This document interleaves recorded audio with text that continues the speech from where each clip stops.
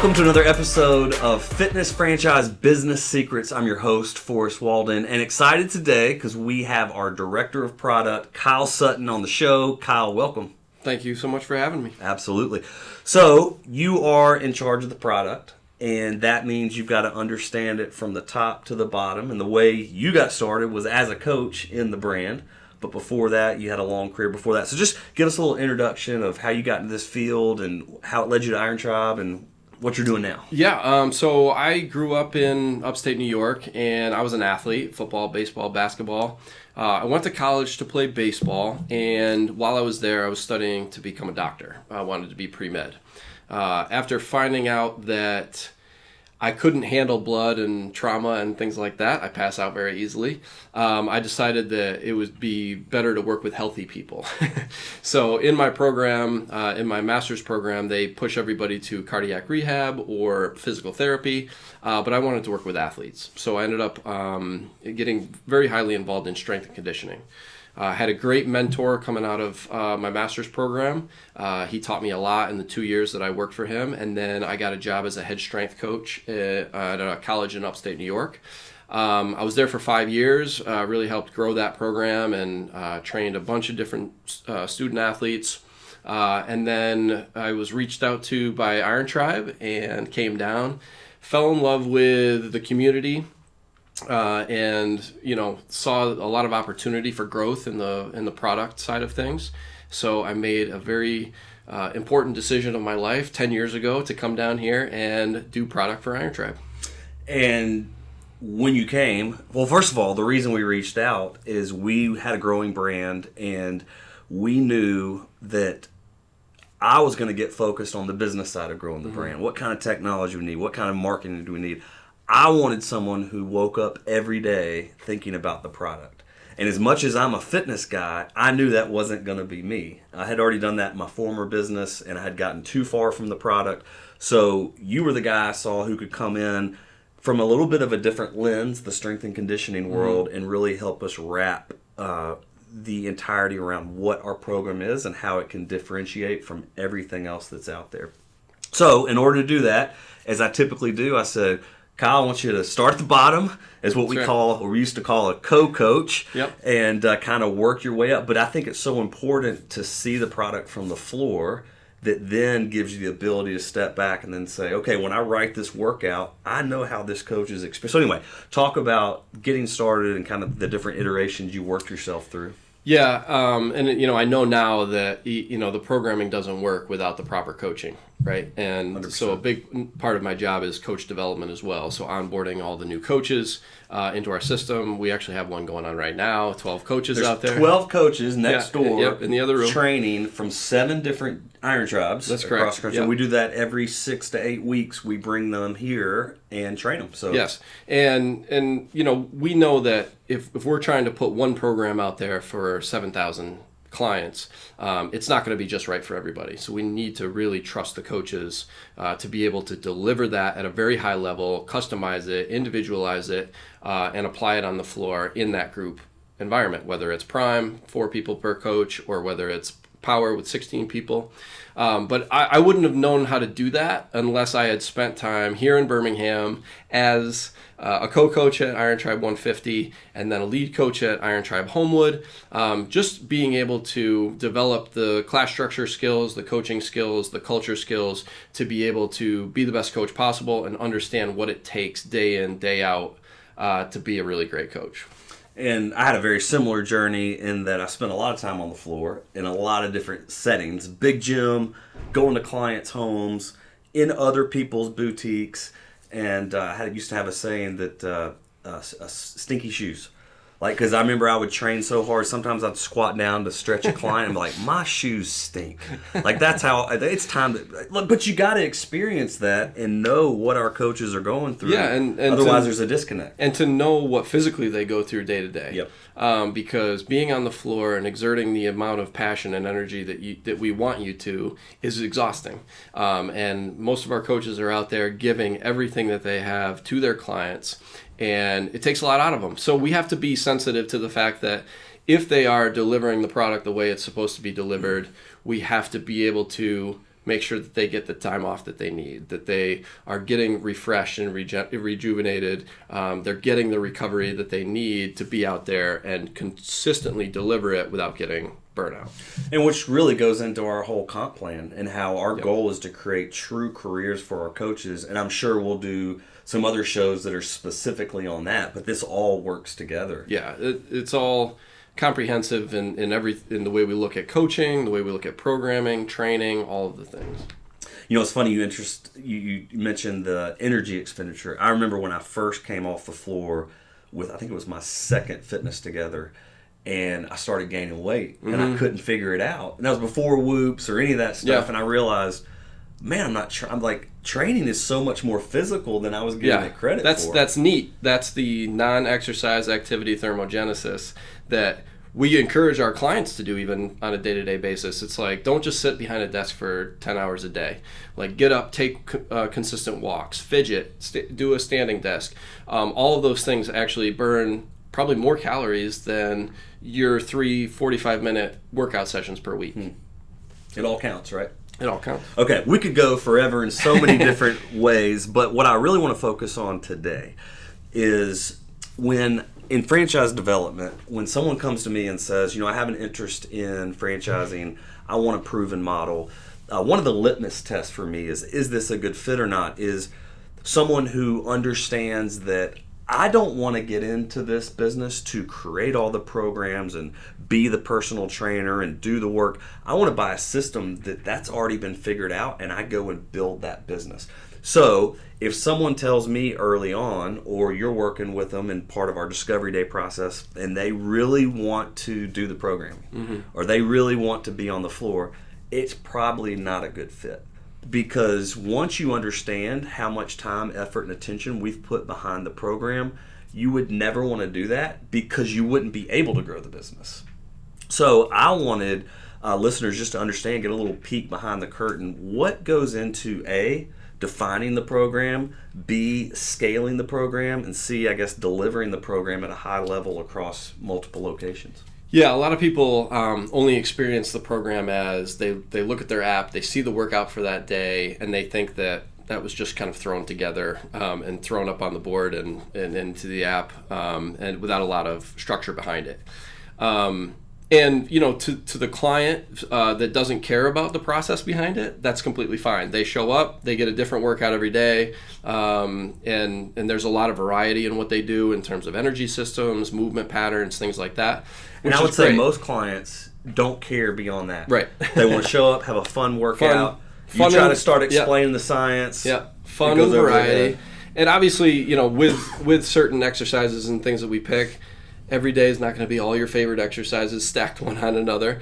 But if you look at the greater context of the programming in terms of what happens from Monday to Saturday in the course of a week, and the variety of movement patterns that we hit and the variety of energy systems that we hit, and then if you look at that as week over week over week and the consistency that's built in from pre-testing workouts to post-testing workouts, there's a ton of structure and thought put behind what we're going to do on each individual day.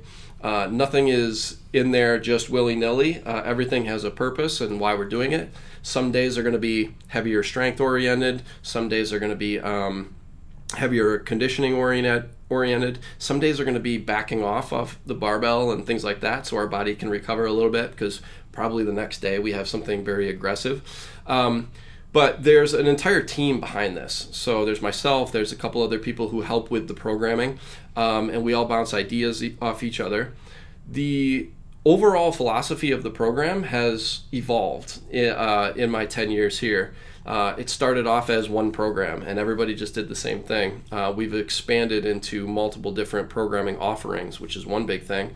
But we've also looked at, every time, you know, every new phase, we look at, how do we feel about this exercise? Do we need to do more or less of this? Is there a better alternative to this exercise? So the programming that we were doing 8 years ago doesn't really look super much like the ones that we're doing now, which is fine, because we're just constantly evolving. But the teams behind it have a really good knowledge base of scientific principles for one, but also experience with the brand to know what people like, what they need, what type of client and avatar that we're working with, so we can design the program to be applicable for everyone. So when we look at the different phases that we're going through, we're laying those out in terms of Monday through Saturday, 8 separate weeks, pre-testing, post-testing, and all that work is done for you.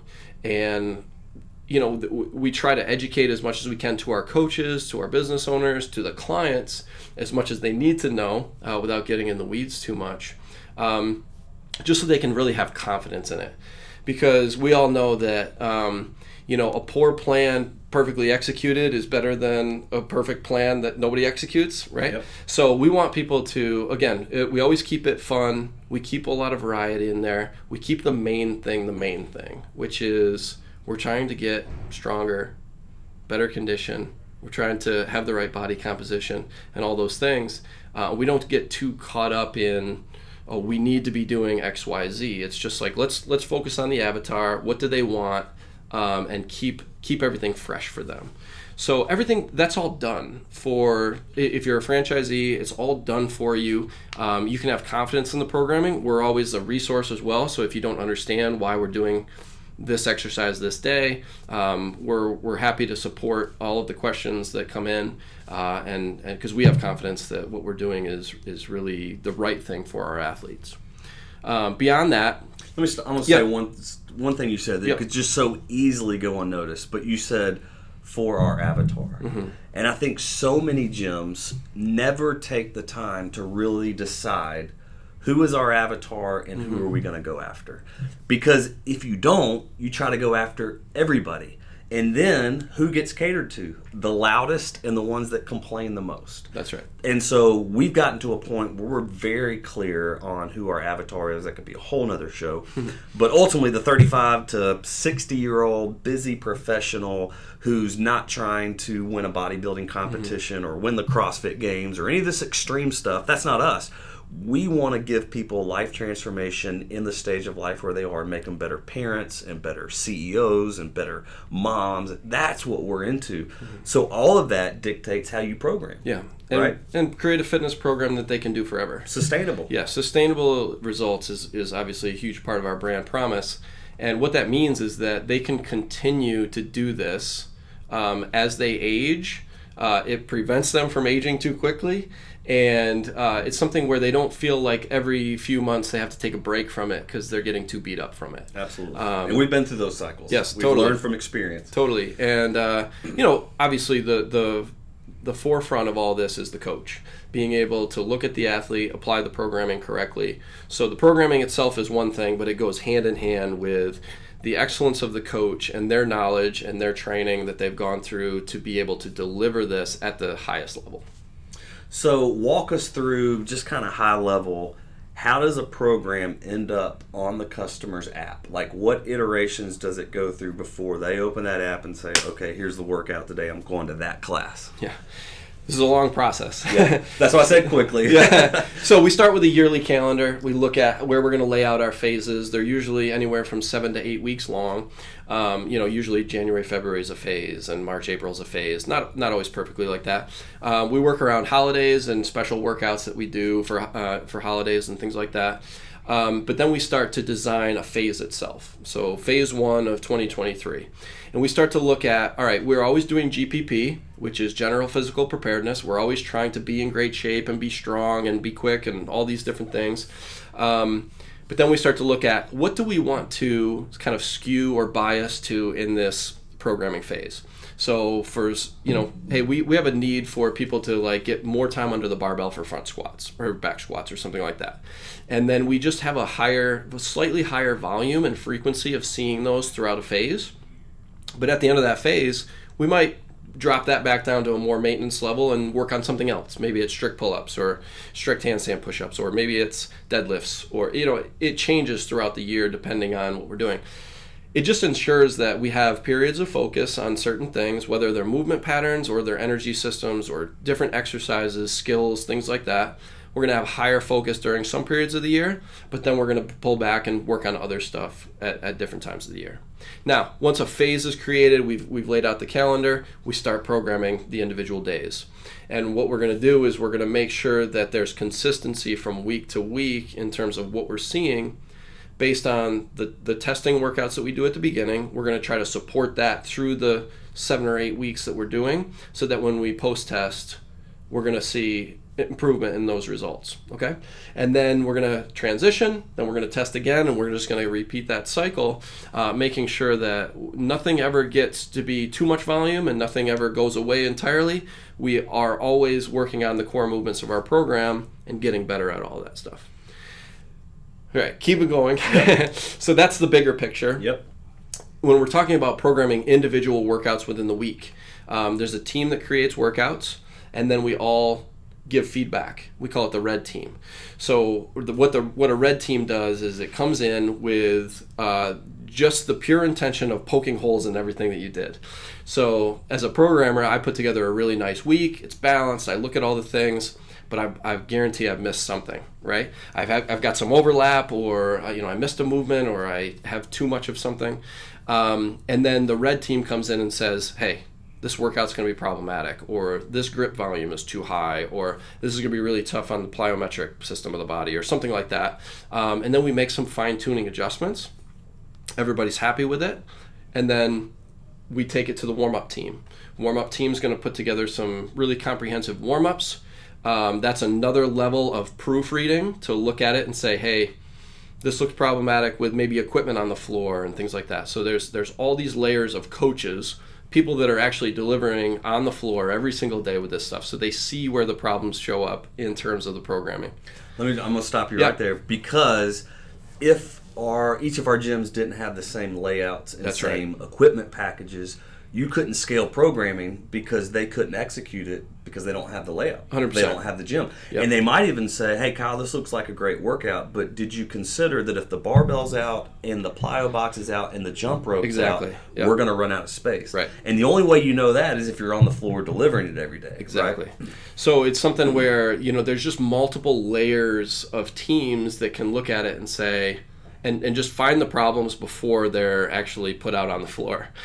So that's really helpful. And then by the time it's out on the floor, it's just a really quality product, because a lot of people have touched it. A lot of people with experience in the brand for a long time and with great scientific knowledge have looked at it and said, this is really appropriate for all of our people, and it's scalable, and we can do it in the space that we have and the equipment that we have, and it's going to get a great effect. A lot of times we go back and forth just on whether it's fun or not. So I'll look at some workouts if I'm red teaming, and I'll say, hey, I'll take this straight from you. I'd rather go out in my backyard and dig a ditch, right? So in a situation like that, or it's something that, like, why do they need to come to the gym to do this, right? So it's something where we start to make adjustments to the workout to make sure that everybody feels like when they come into the gym, they're having fun, and it's something that they couldn't just do anywhere. Perfect. So all that goes into it showing up on the client's app. That's right. And some clients don't even look at the app. Mm-hmm. They just come in and they know there's going to be a great workout on the board, and I'm going to get a win for the day. Yep. Some clients pull it up and plan their whole day, or their whole week rather, on what workouts are. So talk about, for the client who wants to know more, there's coach notes. Yes. And on the flip side, there's client notes. On the flip side, there's coach notes. So you're not just delivering the program, you're also delivering some more detail for those who are more cerebral about it and want to know. So they can look at, it used to be we would just release the workout the night before, right? Oh, yes. So 7:30 p.m., everybody would finally see the app and see the workout come up. But we found that wasn't great for people that wanted to plan out some other activities that they were doing, or the people that were like, if I'm only getting in there 3 days a week, I want to make sure, and I'm trying to improve my deadlift, I want to get in there on the days that I'm making sure I see the deadlift. And they might miss those if they come on Tuesday, Thursday, Saturday, right? So now we release, on Saturday before, we release the entire week, so they can look at it and they can say, I'm not missing this one. This one would be a good recovery day for me, things like that. But they can also dig into the notes. So the client notes that are in there are just tips and tricks, maybe how to attack this workout, what to look out for, what's going to be the most fatiguing factor, just additional information so that they can plan and have a strategy for when they walk in. On the back end, on our end of things, when the workouts get delivered, not only are they being delivered, well written, same formatting, everything looks really clean, using our color divisions, the scoring's all built for them in the app, but also a really comprehensive warm up. So if the coach is out there and it's like, oh man, there's a lot going on in this workout, where am I gonna start? They have some guide and some information that they can use to kind of develop their own warm up. In addition to that, there's coach notes. Hey guys, here's what to look out for. Here's how you should be setting your clock for this one. And as always, they can always reach out to us ahead of time. These are released multiple days before they're ever going to run them. So they can reach out and ask questions and get clarification on how we're going to do an exercise or how the time flow is going to go. So they're just fully supported from the programming side of things. We're trying to make the coach's job on the floor all about coaching and not about doing all this auxiliary stuff, especially in the power program. Just like we're trying to make the franchisee's job to execute the business model and not have to worry about all the coaching minutia, because you could get so myopic around all that you never grow the business. Yeah, you're missing the forest for the trees, right? It's Absolutely. like you're missing the big picture. We want to keep the main thing, and by providing all this support on the product side of things, even from the coach onboarding stuff, like knowing that you can just send your people to Birmingham for free, other than just travel expenses and stuff. Knowing that we're going to take really good care of them and send them back to you with better skills and fully able to execute the Iron Tribe athlete experience, makes you, it gives you the time and the energy to focus on what's really important, which is life changed. Yeah, and I can literally hear Coach Frank right now. I guess they're back inside. They're back in the lecture portion, and he's pouring into 12 coaches to teach them these fundamentals. Because as a franchisee, you may not have the expertise to raise up and build. You probably don't have the expertise to raise up and build coaches, but we do. We got guys like Kyle and Frank who've been here 10 plus years. And we want to, because we realize everything you just said rises and falls the level of your coaching, right? And one of the things we do is called Coach Con, and once a year we bring all the coaches together. And this year, one of my favorite moments of the whole 2 days was when I had one of the coaches role play. Okay, pretend you're standing at the board and you're delivering a workout to your clients, and one of the clients says, "Oh, why are we doing deadlifts again?" How he responds to that question makes or breaks everything that Kyle and his team have been doing to put a quality product. So if they're well trained and they understand everything we're doing, they say, "Oh, actually, we're doing a deadlift because in this phase we're doing da-da-da-da-da-da." And they're like, "Oh yeah, there's a plan." Versus, I don't know why we're doing. I mean, Kyle's I've seen it. Rocker. I have too. I've seen it. And it's like, are you kidding me? So again, it rises and falls in enrolling your coaches into what are we doing, why are we doing it, and you are the tip of the spear. You are the one that interacts with the client day to day, and you either accelerate and reinforce what we're doing, or you completely demolish it. Yeah, and one of the big things we talk about is we obviously have the structure built and we have the systems built, but that shouldn't be limiting to any coach in terms of their creativity and their knowledge and being the best coach possible. And one of the greatest ways that we've created for coaches to really kind of flex their creative muscle is the Prime program. So we have a structure in Prime. They're going to follow the same system that we're all following, but they have a little bit more freedom to program for the athlete as they see fit. Now, we want our coaches to be very educated on how to do that and make sure that they're following good scientific principles when they do that. But it allows the coach to have 30, 40 Prime clients where they can say, I got a client over here that's trying to get better for tennis, so I'm going to create some tennis specific programs for them. Or they have somebody that's like, I have somebody that's super focused on weight loss, and I'm going to create a program just for them. We've given them lots of tools, templates to use and things like that, and the structure to follow, but they have the ability to have that freedom to flex their programming muscle a little bit. And I think that was a big pivot in our model when we went from just all, you mentioned at the very beginning, and we could get into what our different programs are. That might be a different show.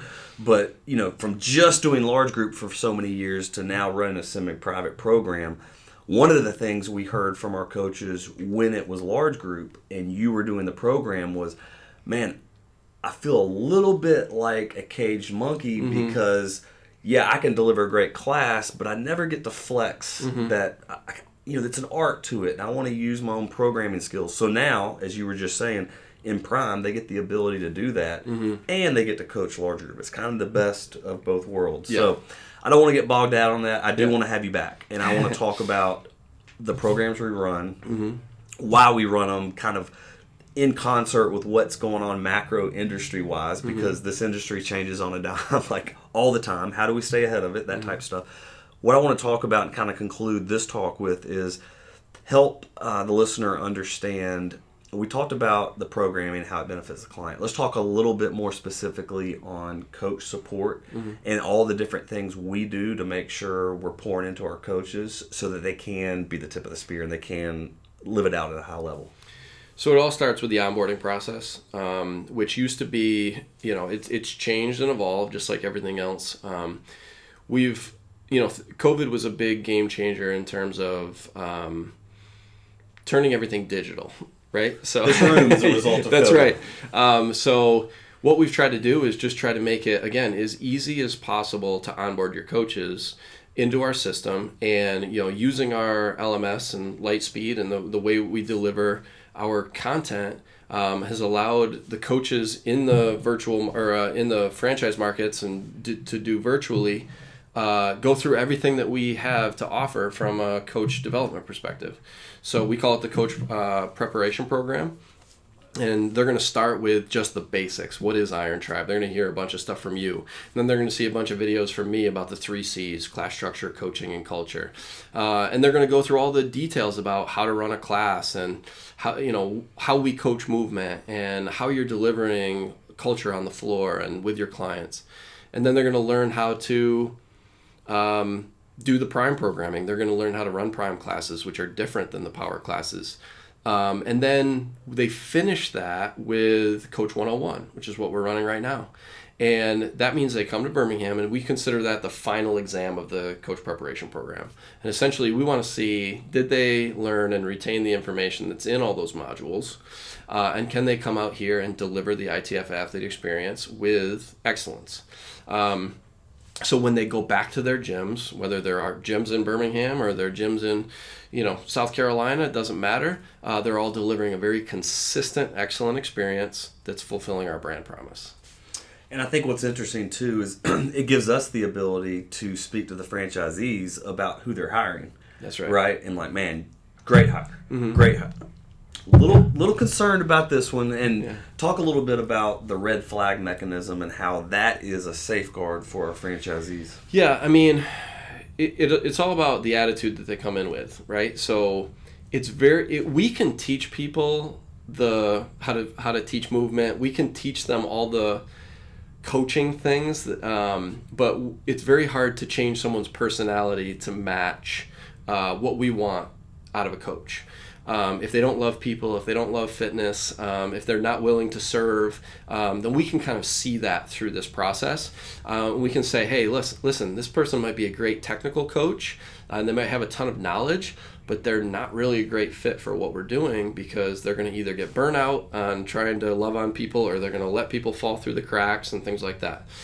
So for us, we'd much rather have somebody that has the right personality that might be a little bit more green on the coaching side of things, because we know that our systems will support them and make them a better coach and give them the tools and the skills that they need, versus vice versa, which is all the knowledge in the world, but doesn't really care about people. They're going to have a really hard time in this job, or they don't fulfill the other core values that we have.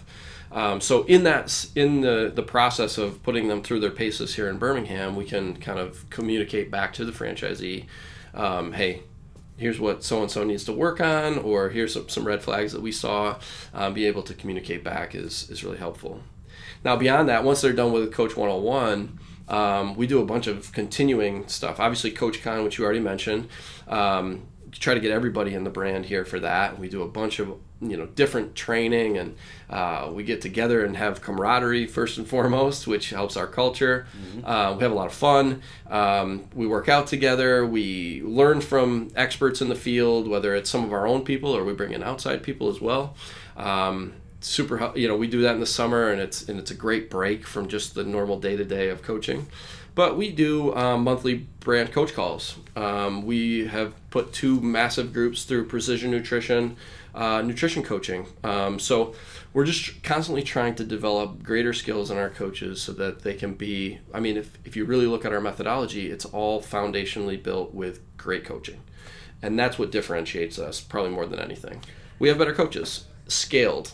And all that comes back to the ability for them to have a career. That's right. Right? This is not, hey, I'm supplementing my fitness passion. Mm-hmm. This is not, I'm bartending at night and I'm picking up a couple classes in the morning. This is not, I'm trading out for a free membership. All things we see prevalent in our industry. This is full-time, W-2, 401k, insurance, with the ability to bonus, like make a career out of this. And if you want upward mobility, move into management. If you want more upward mobility, open your own location, which we've seen happen time and time again. In fact, one of the coaches who's in here right now worked for us and is now opening a new location in Auburn, Alabama, War Eagle.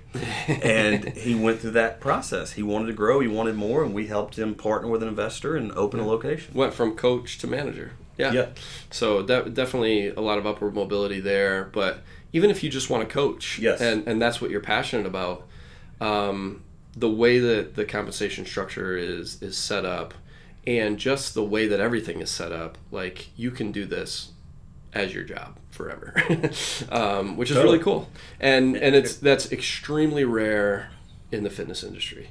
Most people, they have a passion for it. They do it for, maybe 5 years, and then they move on to do something else. They sell medical equipment, or they go into real estate, or they do, and there's nothing wrong with that stuff. But what ends up happening is, they always are searching for, more money, or, something that's a little bit more serious. But we think this is serious, and we consider ourselves career professionals in fitness.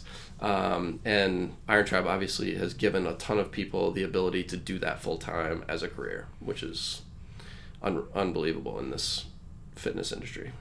Okay, so final question, and I'm going to have you back because there's stuff we haven't touched on that I want to, but when you show up at one of these Coach 101s and you fly down from Boston and you come in, who is the ideal coach you want to see in that seat? When you know a franchisee's made a good hire, what does that coach look like? I think first and foremost is that they're super humble, right? I want somebody to, it's great if they have a ton of knowledge and experience, but also humility is a big part of it, because we're going to do things a certain way, and if people are stuck in their ways and think that their way is the only way that they know how to do things, they have a hard time adapting to our systems. We've had a few of those come through. We have, yeah. People that want to also people that want to reinvent the wheel, or just want to be negative, or things like that. So I think humility is one of the biggest things, definitely coming in with. I just think that it's also that servant mindset. People that what makes them happy is seeing other people have success. We've had a lot of coaches come through that maybe care more about their own personal fitness than they do about the success of their clients. And that person ends up getting burnt out very quickly, because the energy it takes to really serve their clients well zaps it from them, and they have a hard time. So someone that, humility for sure, and someone that cares more about the success of the people that are underneath them, and seeing other people grow and succeed and hit PRs and change their bodies and things like that. If that truly makes them happy, then I think that they're going to do really well in our program, because we're going to give them all the other skills that they need if they don't have them yet. So essentially it comes down to, do they fit and live up to the core values that are already established? Okay, I would add one thing that I know you would mention is if they had all that and they showed up here and they hadn't watched any of the pre-work, and they started asking questions that were covered in all the videos they were supposed to watch, it's like, right? And that goes someone who can follow and that goes right to the core value of we work hard with excellence, and knowing that they've put in the work and they're fully bought into what we're trying to do, and they're not just trying to coast by. Yeah, absolutely, 100%. excellence is big with us. It is. Because we're delivering a premium product, and we need premium people, and they have to be excellent. Excuse me. Kyle, thanks for being on. Yep. You're a wealth of knowledge. We could have literally gone 10 different directions. One of my favorite things about Kyle is if you're gonna be critical about his program, you better bring your data. Because if you say, man, we've done too many pull-ups over the last 3 weeks, he's going to want to know dates, times, because he has all that data. I've made the mistake of being critical and not having the data, so you're going to lose that battle. Well, it's perception, right? It's like, here's how I'm perceiving the program. And then a lot of times I just say, well, this is the reality of how many times we've done certain things, or how many times this has shown up, or what the overall volume is. And then people go, okay, all right, I'm just experiencing it a different way. You win. Which is fine. Yeah. Which is fine because, it depends on, one of the hardest things about programming in this model is the fact that I don't know you're coming Monday, Wednesday, Friday every week. If you come Monday, Wednesday, Friday, and someone else comes Tuesday, Thursday, Saturday, and somebody else comes Monday, Tuesday, Thursday, Friday, each time they come in, I want them to have a great experience. So that means that each day needs to be balanced so that whether you're coming 5 times a week or more, or 2 times a week, you're getting the right stimulus. The stimulus can be modified to make it just right for you, and that everybody is making progress going forward. It's very different from the college strength and conditioning world, where I knew I had the football team on Monday, Wednesday, Friday, and Saturday. I knew I had the hockey team on Monday and Thursday in season. So I could plan that out perfectly. This is different, right? You might be coming once a week. You might be coming 12 times a week. Hopefully you're not coming 12 times a week. That means you're not working hard enough. And hope you're not coming once a week. Yeah, that's right. We always say people that are coming 2 times a week or less, they need to be motivated to increase their frequency. People that are coming 5 times a week or more need to be managed. So they need to incorporate more recovery, more days where they back way off and maybe do something completely different. And they just need to probably be supporting themselves with nutrition better, things like that. So, and again, that's where coaching comes in. Yeah, right? Exactly. Yeah. Because treating that 1 time a weeker is way different than treating that 5 time a weeker who's overtraining and think if I miss a day, muscles are going to fall off my body. Coaching style is completely different for those people. And it's good because we get to role play all that stuff in there. All right, well, we're going to wrap up. I want to have you back on. There's some things I definitely want to talk about our programs and all that, right. But we'll have that on another episode. So thanks for being on. Yep. Thanks for joining us. If there's more you want to hear about what we think through when it comes to our product, we'd love to answer that. So just drop a note here on the Facebook page and we'll do an episode on it. So that's it for this episode of Fitness Franchise Business Secrets. We'll see you next time.